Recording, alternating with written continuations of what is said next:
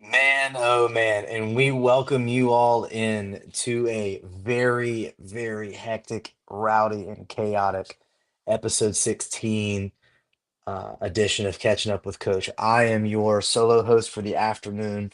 It is actually not even the afternoon, y'all. It is 9 o'clock at night, and I can honestly say that I am tired, but we've got content to make, we've got things to talk about, we've got certainly a lot on the agenda to kind of go over. I certainly we would be remiss if I didn't talk about the elephant in the room, and that is obviously that I am not in my typical setup. No no boom mic coming across the screen there.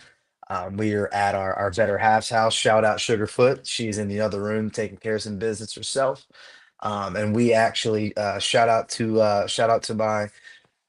my boy Bo. Went and saw his little peanut tonight. They just had their first baby, so shout out to Bo and Maggie. And she's healthy, she's beautiful, and I really there was a part of me that really wanted to go live from their house so I could have her thoughts on the Lane Kiffin coaching search, but she was tired and needed to eat, so we are a little bit late. Wanted to go see them directly after work, but we are here ready to rock and roll. I've got notes. I've got a pen.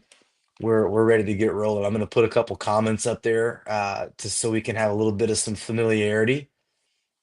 Leighton is saying that he's looking forward to it. Shout out, shout out, shout out. My boy Bo already in here talking about how exciting it is. Obviously, I will tell you this, my boy Russo, shout out, shout out to the cat tree. So, funnily enough, bro, we actually got her that cat tree, and she loves it. And we just had to get her a new scratch post not too long ago. She runs the show. It's her world. We're just living in it. Um, I don't even know where to even begin, guys. There's a lot to kind of go through, a lot to mull over. We're gonna go over not only are we gonna go over the Lane Kiffin search, we're gonna go over what we know, what we don't know. We're gonna play true and not true. We're gonna play that. True and false if you want to, or confirm or deny, whatever you want to call it. We're gonna go over keys to victory for LSU and Western Kentucky. I know that that seems kind of like the background and importance, but we're definitely gonna have to briefly go over the keys to victory, and then and the backup plans if things do not go. It seems as though LSU has obviously got their guy and who they want, but who do we who are we gonna see as the backup plan? Need to see we need Nilla to pop in. Nilla is actually is the cat, and I can assure you if she pops up in here, I will put her on the stream. No cap. You're giving me back. You're giving me throwback Dwayne Johnson vibes. If only we had a turtleneck on. Facts. If I did have my turtleneck, I do own a black turtleneck like this, but I could do it like this if you want. Would that make it better? Um, but we're really excited to be here, you guys. Shout out to Russo for giving us this platform as always. He is the straw that stirs this drink and certainly allows me to be here and to, come forward with you guys. We kind of bounce ideas off of each other. We've got our live show tomorrow night together. Holy hell, that we're probably gonna have to go live. Russo, I know you're still I know you're still I know you're probably still watching us, brother. We're gonna have to go live early tomorrow night because we have got a lot of things to get over, but I'm gonna try my hardest in about 20 or so minutes, 25, 30 minutes, maybe 20 minutes. I promised her that we would that I would try to keep it brief, but there's been so much to go over. Some of the important things that we're hearing, what I've been told, what I've not been told. And listen, I am not the most well-sourced person out there. There are quite a bit of people with more things to gain and lose than me. But there are, I mean, Baton Rouge is a small town, okay? And if you poke around enough, you'll figure some things out, okay? So we will play fact or fiction here in just a second. Um, and we will, of course, go over each and every one of your questions that you guys fire into the chat. And the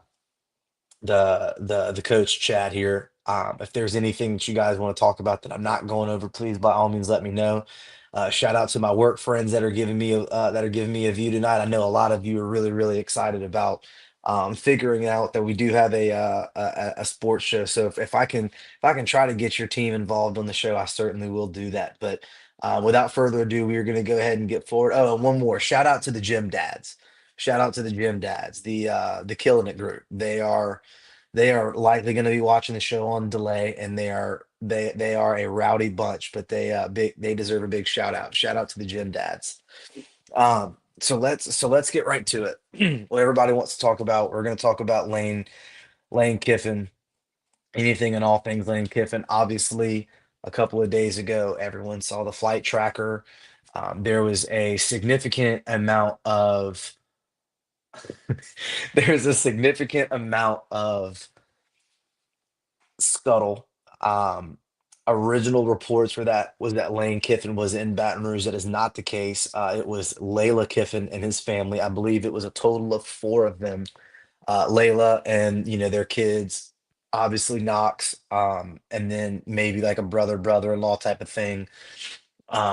There were a lot of reports about they went and visited schools, they went and visited houses, they've got a realtor out there that's already closing on a house for them, and this, that, and the third. And I'm not here to confirm, any of that. I can say pretty comfortably that people may or may not have seen them with or without a certain realtor. Um, and many people did see them up and down Highland Road. I mean, guys, it was all over.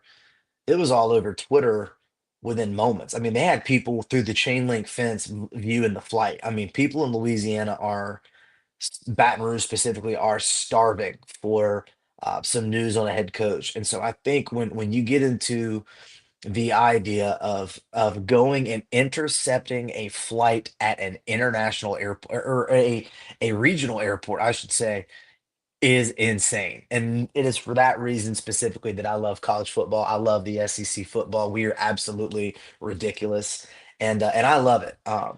So I do want to just cover like a couple of that. Okay. So what do we know? What do we not know? What we do know is that Lane Kiffin has not, to my knowledge, and again, I've been away from the phone all afternoon. Um, I I do not believe that Lane has been in Baton Rouge yet. There were reports that he was going to come with Knox. Uh, that is not true. Knox was coming regardless. Can confirm the son visited U High from a high school coach. Um, their tour around Baton Rouge was given by someone that's been around the program for quite some time, very intimately involved with LSU, and very much intimately involved with doing this type of thing, such as to try and really give them a good feel of what home and a family could look like. I will also say pretty comfortably, um, this would not be happening if they were not at least considering the job. Um, Obviously, Lane is conflicted. I think Florida certainly put their best foot forward on Sunday. Monday rolls around, and now you've got a full on flight tracker mode happening. I do not think that this is done. As a matter of fact, I've always said that until you are with the polo on in front of the camera with the red light blinking, it is not done. So.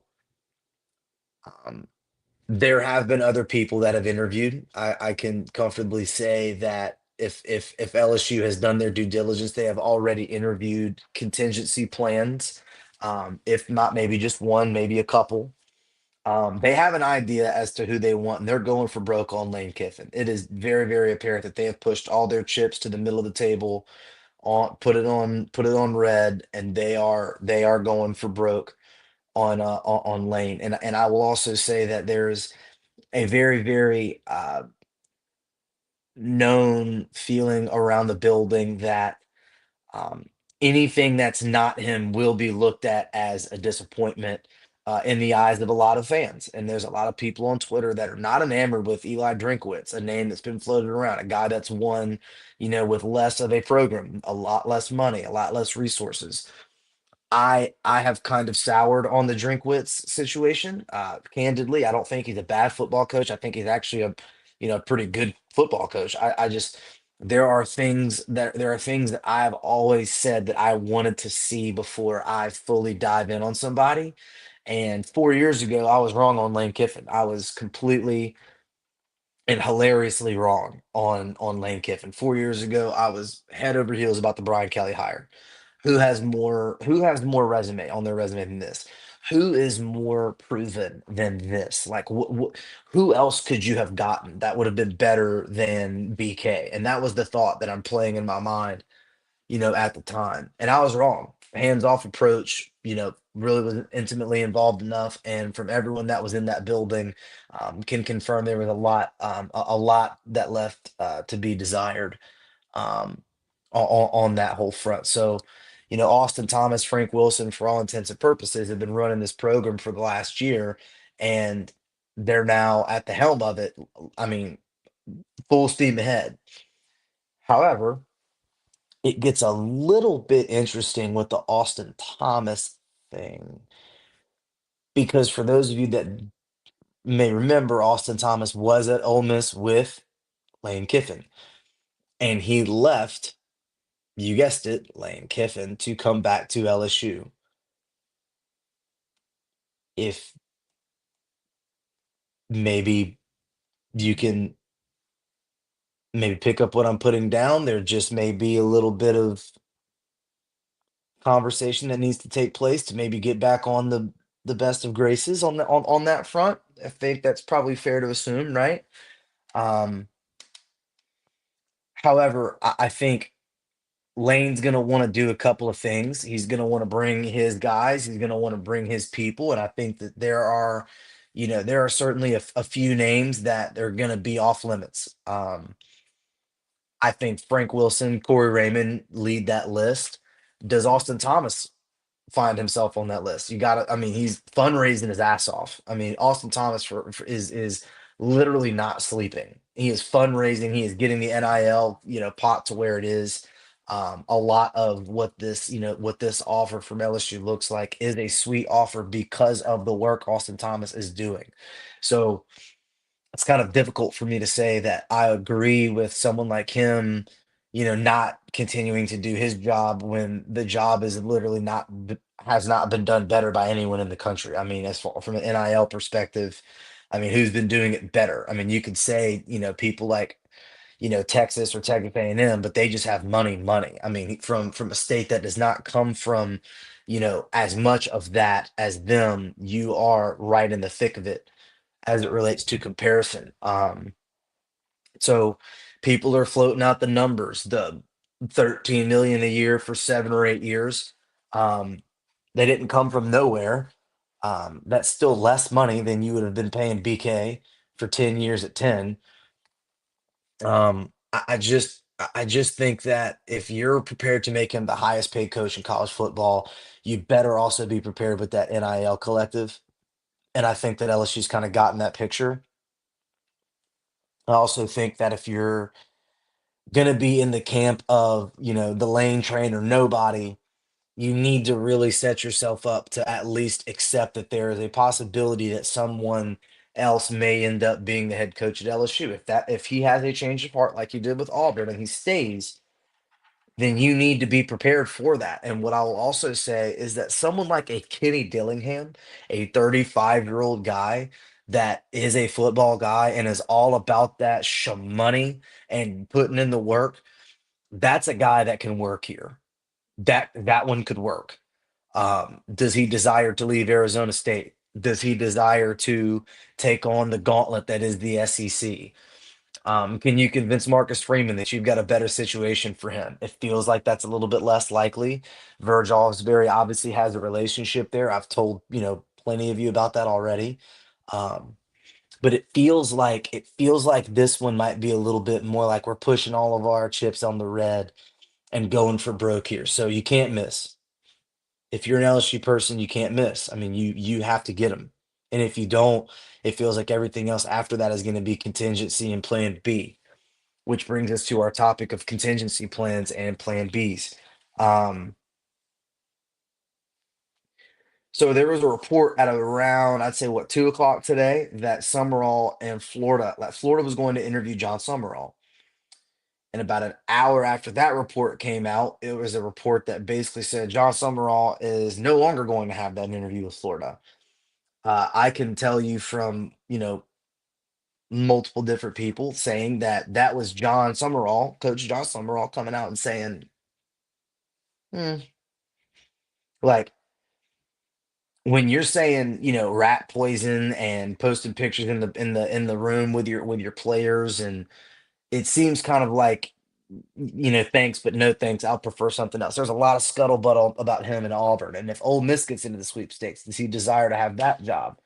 Um, kind of a lot is going into that. And so what I think for Florida is that Florida is basically kind of just like, putting the cork out there at, underneath the little mossy oak tree and just letting it sit. Just letting it sit. Just letting it sit. See if anything bites. But what is their contingency plan? Who is their plan B, their plan C? Who is their, plan 2A, 1A, 1B?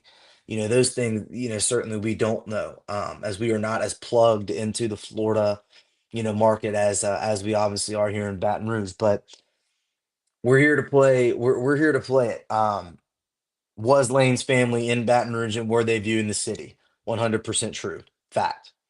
Um, if Lane could have put things to bed, would he have already done so? Yes, he would have put it to bed already. He could have. He has chosen not to. Do I think that there is a deal signed already and it is signed, sealed, and delivered? No, not true. I do not believe that. Um, Is there a possibility that he stays? Yes. But I do not think that if Lane stays at Ole Miss, it's because he was playing you.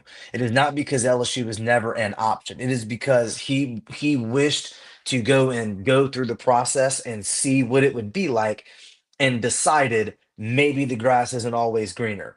So he literally did that just a couple of years ago with Auburn and stayed at Ole Miss. So what LSU fans have done is that they have now guarded themselves from being hurt and having their feelings hurt and being left at the prom for, the more rich date. And that's not the reality. The reality is that you have put together what Ole Miss isn't really, frankly, capable of putting forward as it relates to an offer, NIL, collective, resources, recruiting ground. It's just it's better in every desirable way, in every metric that can be measured for a football job. LSU is better. If you do not get him, it is because he desires to continue to build what he had over at Ole Miss. And so, um, I will also say pretty comfortably that there are several players that would probably like to play for Lane Kiffin, if that are on LSU's team if he were to come and be the coach. You just have to hope that it's, maybe the ones that, um, maybe it's the ones that you want to stay. But you're always going to have turnover. So we're going to lose so and so, it's going to happen. Anytime you lose a head coach, it's going to happen. Frank can only keep it together for so long, um, but those kind of things you just can't get away from. So real quick, let's get into keys to victory. Let's get into methods to madness, whatever you want to call them. Um, what do we need to see going forward? Obviously, Garrett Nussmeier is going to be hurt. This is going to be his last game in Tiger Stadium. It seems as though he is going to be hurt. I do also think that it'll be pretty nice to see Michael Van Buren. He's going to burn that red shirt and he's going to tote the rock. He's going to sling it around. And I need to see Michael Van Buren on some RPOs. I need to see him moving out in space and working on some things that he will want to see moving forward, because he has already claimed and through the media this week that he wishes to be here for next year and for the next head coach. He wants to be in the consideration for QB1. And so I believe that Michael Van Buren needs to get working on some of those things that he's going to be asked to do for that next head coach, for that next staff. And some of that is being a good decision maker with the ball, delivering the ball on time and down the field, rolling through your options and calling a good game. Can you read blitzes? Can you change the play at the line of scrimmage? Do you have the trust of this coaching staff to do that? So that's what I want to see. I want to see Ori Williams play left and right tackle. Um, I think that Carries Kern over at the right tackle, Ori at the left may be your best option for right now, considering what you have. The running game finally got some things going. We've been begging to see. Cohen Eccles really, really showing out, doing some really, really good things that we certainly did not see him doing. I was never a person that was calling for more Cohen Eccles to play, but he has certainly proved us wrong and been playing, pretty favorably. Um, can that interior continue to be an anchor and allow those outside guys to really come along with him? The third thing I need to see is I need to see Harold Perkins continue this upwards trajectory. Y'all, when Brian Keith Kelly left the building, Harold Perkins said, "Hold my damn beer. Hold my full beer." Because Homeboy has been balling, has been everywhere. And I don't know there's a really funny tweet by Shay Dixon that came out and that said, for the Arkansas fans that never watch LSU football games and only watch whenever they play LSU, they are convinced that Harold Perkins is the greatest football player of all time because Harold Perkins absolutely cannot stand Arkansas. So I need to see Harold Perkins continue to do what he's been doing, and I really need to see him fired up towards the end of the year and put himself together some good tape to go to the draft. I don't think he wants to come back to school to play yet another year. But if Blake Baker stays around, who's to say he couldn't? So I need to see Michael Van Buren take command of this offense. I need to see some of the young fellas at the tackle. I need to see Perk continue to do his thing. And the fourth one is that I need to see Aaron Anderson get involved, guys. I've had enough of the drop passes. The Barry and Brown is great at what he does, but guys, I've literally seen Aaron Anderson evaporate. I know he's not at 100%. I know that. But if he's gonna run onto the field, I have to see him catch the ball. Him and Trey Green have literally evaporated over the last couple of weeks, and it bothers the crap out of me because no one in college football can guard that man. And Trey Green offers such a big deficit for anyone. Like you're giving up a foot to him every time, he goes out in single coverage, and man coverage can't get him. So and if they get in the zone, just drop in a space. And so, Aaron Anderson eats zones for breakfast if we were to throw the ball over the middle, but we're allergic to throwing the ball over the middle of the field. So I don't know. I don't know why that has gone that way. The screen game is obviously there, but we have got to get the ball over the middle to Aaron Anderson and Trey Green. It just simply must happen. And so I just I don't know. I don't know. Can you give me a live look at what the spread and the total is, Roos, for the game, if you don't mind? I have not had it since Monday when it dropped. I think it was at 60 something. What's the total? Oh, okay, so it's low, 48 and a half. I mean, honestly, that feels kind of like what it is. You should be able to beat them by 3 touchdowns, and it's you saying that it's Vegas telling you that you don't score a lot. I wouldn't want to touch that. I wouldn't want to touch that. I watched Barry and Brown's touchdown get taken away. I watched Bauer Sharp's in essence goal line get taken away. I've seen, Harlem Berry slide at the three. There have been games where you could score over 25 and you have just simply not done it. I wouldn't want to touch that at all. Um, again, we need to see that what the backup plan is going to look like. If something were to happen, I believe they will go to Jawan Johnson if something happens to Michael Van Buren. And certainly we don't want to see that happen ever. Um, but what I will say for all of you that are wondering, stay in tune with the Twitter. By the way, we're putting some stuff out there on Twitter. Um, stay in tune with the Twitter. Stay patient, stay vigilant. Don't scroll on your phone every 15 seconds on and get on X and and refresh the page. Give this some time. I think that a decision is going to be made sooner rather than later. There are some people that believe it could happen before Friday on whether or not what his answer is going to be because they do need to prepare. And I think that he's cooking the media. I think that there is a sincere desire from Ole Miss to want to know something because they need to get involved in the head in the coaching search too, at some point. And I know he kind of wants to just coach the Egg Bowl, get to the playoff, and then be able to go after it. But unfortunately, the timing does not allow for you to do that. You've got, the signing class, the end of the early signing day rather. Recruits have to know who they're playing for, and someone like, in essence, D'Anthony Lafayette, like, I want to come to LSU, but Miami's been recruiting me. I know who my head coach will be. I'm just going to go there. You're going to have some situations like that occur if you don't get someone in the door. So I do think that Ole Miss is going to want an answer here soon.